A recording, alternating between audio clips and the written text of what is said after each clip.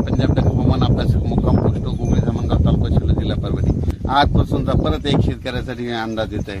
सर्व शेतकऱ्याला सांगू इच्छितो की राज्यामध्ये आता 22 जून पर्यंत पाऊस पडणार आहे.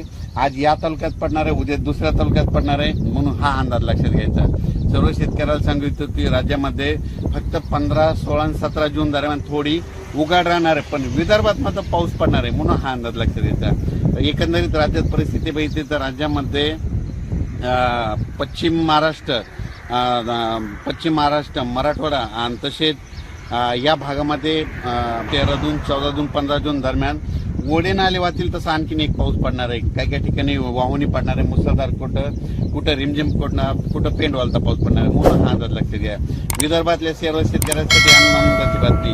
विदर्भामध्ये आज म्हणजे 12 जून पासून आज विदर्भामध्ये बऱ्याच ठिकाणी पावसाला सुरुवात होणार आहे आणि त्याच्यानंतर विदर्भामध्ये देखील पाऊस वाढत जाणार आहे आणि विदर्भाची शेतकऱ्याची पेरणी देखील ह्या 20 तारखेपर्यंत सुरू होणार आहे, म्हणून ही विदर्भात शेतकऱ्याची आनंदाची बातमी. ओल जर नसले तर पेरणीचा निर्णय घेऊ नये, म्हणून हे देखील लक्षात घ्यायचं. त्याच्यानंतर सांगायचं झालं तर सोलापूर, सातारा, सांगली, नगर, नाशिक, धुळे, जळगाव, त्याच्यात बुलढाणा, जालना, परभणी, अमरावती, अकोला, हिंगोली, वाशिम, नांदेड, लातूर, बीड या भागात देखील ह्या 3-4 दिवसामध्ये चांगला पाऊस पडणार आहे, म्हणून हा अंदाज लक्षात घ्यायचा.